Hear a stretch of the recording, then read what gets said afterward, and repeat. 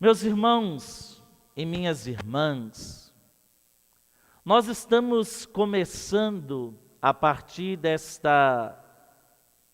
desse último dia da quarta semana da Quaresma, a observar que Jesus entra em conflito com os chefes dos fariseus, com os galileus, com os fariseus, com todas as pessoas.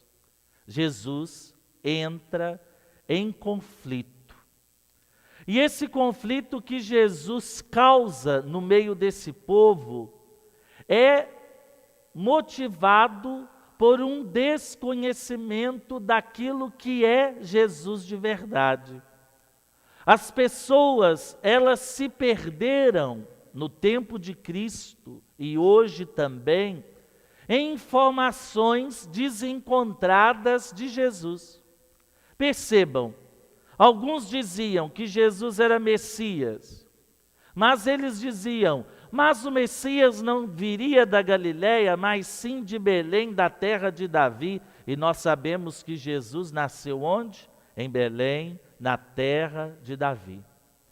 Então, quando nós tomamos apenas um lado da vida de Jesus e absolutizamos esse conhecimento, nós causamos entre nós divisões que envergonham o corpo de Cristo.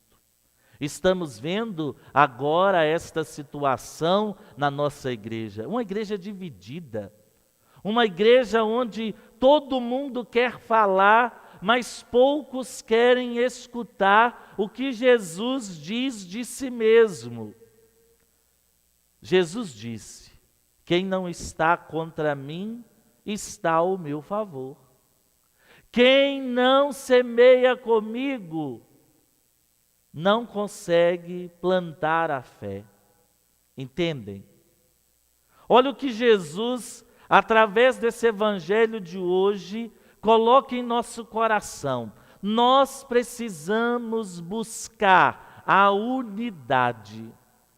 Porque senão nós começamos a viver uma fé que só toma aquilo que nos faz bem, aquilo que nos traz alegria ao coração ou que nos deixa emocionados. Hoje nós sabemos que muitas pessoas buscam a fé muito mais por causa da emoção do que por causa da conversão. E é triste a gente perceber que, motivados por esta emoção, por esta vontade de falar sobre Jesus, nós não escutamos Jesus. Nós não deixamos Jesus falar em nós, nós não permitimos que nasçamos do alto e do Espírito para compreendermos quem é Cristo. Vejam, os que estavam diante de Cristo e estavam divididos, eles começam a colocar chifre na cabeça de cavalo. E muitas vezes em nosso meio, um monte de gente também coloca esses chifres na cabeça de cavalo e começam a buscar aquilo que não é essencial e coloca como sendo essencial. Jesus certa vez disse, não é? Vocês coam um mosquito e engolem o camelo. Essa palavra, ela é bem importante para nós nesse tempo em que nós vivemos. Muitas vezes nós queremos ficar atentos a pequeninas coisas. Se eu levanto o braço na hora do glória, se eu levanto não sei o quê, se tem 2 velas ou não no altar, essas coisas são importantes. Mas o essencial mesmo nós não nos preocupamos.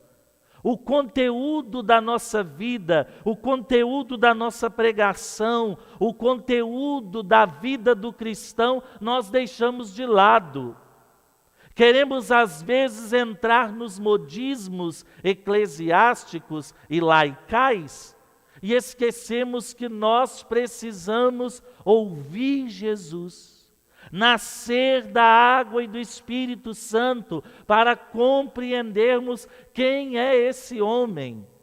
Enquanto eles estão divididos entre si, levanta-se Nicodemos, que havia se encontrado com Jesus. Se você toma lá no capítulo 3, o diálogo de Nicodemos com Jesus, é maravilhoso aquela mensagem, e ela precisa ser recuperada nesse dia.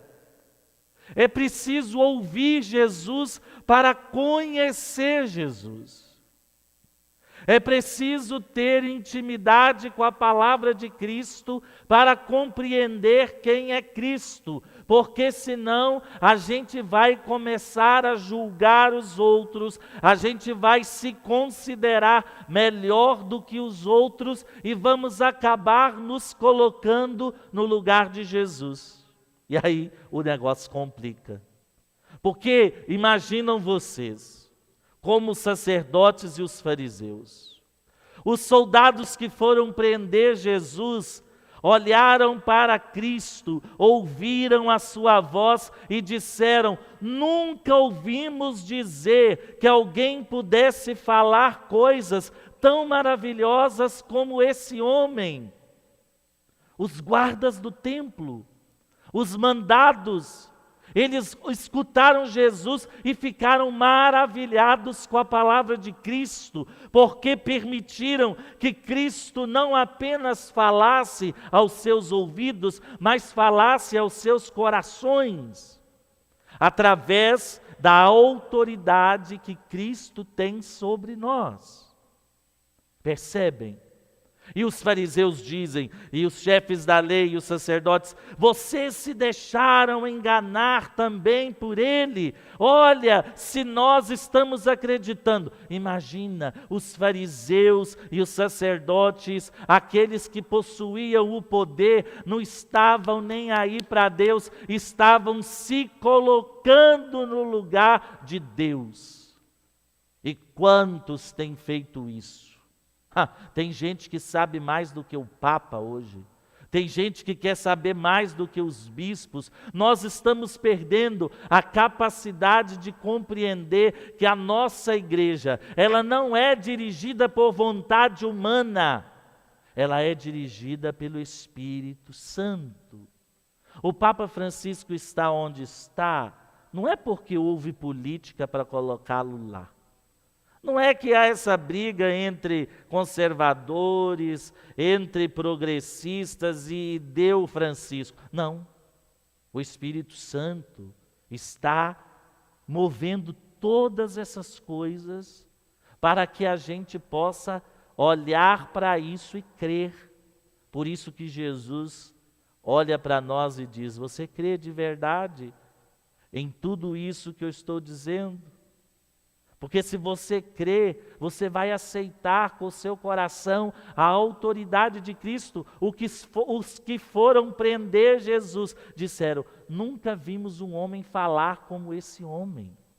E não prenderam Jesus. Não é porque tinham medo da multidão, mas é porque ficaram extasiados com aquele homem que falava de amor, falava de um outro modo de vida. Cristianismo não é modinha, cristianismo não é apenas uma religião, cristianismo é um modo de viver,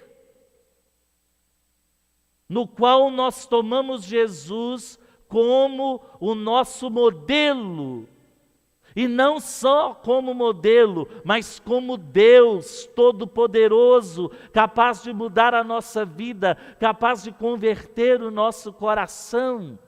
E quando nós não damos esta abertura a esta palavra, a esta intimidade com Cristo, a este conhecimento de Jesus, o que acontece? A gente volta para casa e continua do mesmo jeito. Eu acho maravilhosa a conclusão desse capítulo 7 de João. Ele termina dizendo assim: e cada um voltou para a sua casa sem resolver nada.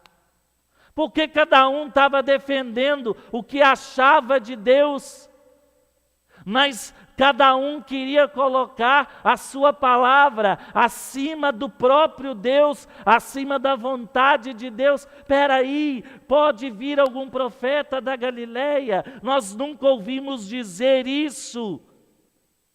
Deus pode fazer nascer profeta de qualquer lugar. Pensa, quanto padre que a gente conhece, que era pirralhinho na rua e fazia arte até falar que chega e hoje consagra no lugar de Cristo. Eu mesmo, artioso como fui, pensa bem, alguém podia imaginar que de onde eu venho, da minha família, nasceria um padre e lá em casa somos 3? Imagina você? Ninguém imagina essas coisas. Porque a gente sempre quer colocar Deus no ordinário da nossa vida, mas Deus, Ele ultrapassa o ordinário, Ele vai além, Ele é maior. Por isso que todos que discutem sobre Jesus, mas não conhecem Jesus, voltam para casa. E esse voltar para casa significa, sabe o quê? É triste a gente entender isso. Significa que voltaram vazios, do mesmo jeito que chegaram.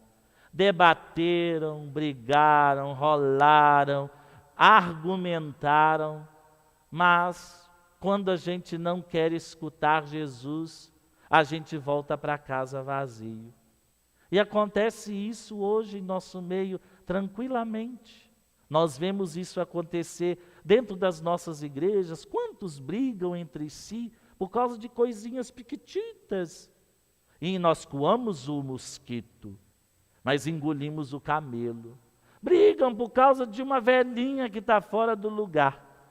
Mas, na hora que é para brigar pela justiça, na hora que é para brigar pelo conhecimento de Cristo nesse mundo, pelo direito de Deus sobre a nossa vida, todo mundo volta para casa tranquilo e satisfeito, com suas orelhas tão fartas, rabinho entre as pernas.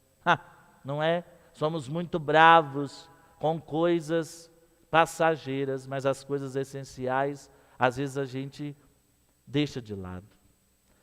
E é triste, irmãos, a gente perceber que ainda hoje, na igreja, nós vivemos isso. É triste. Jesus, hoje, nesse evangelho, fala pouco. Não fala quase nada. Apenas falam-se dele. Por isso que nós precisamos dizer ao nosso coração: coração, ouça o que diz o seu Deus.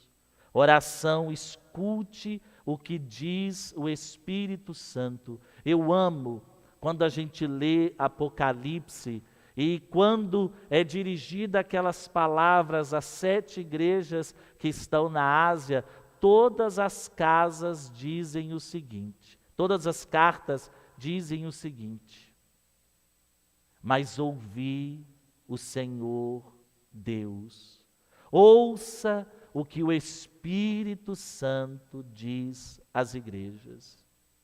Nós temos que ouvir.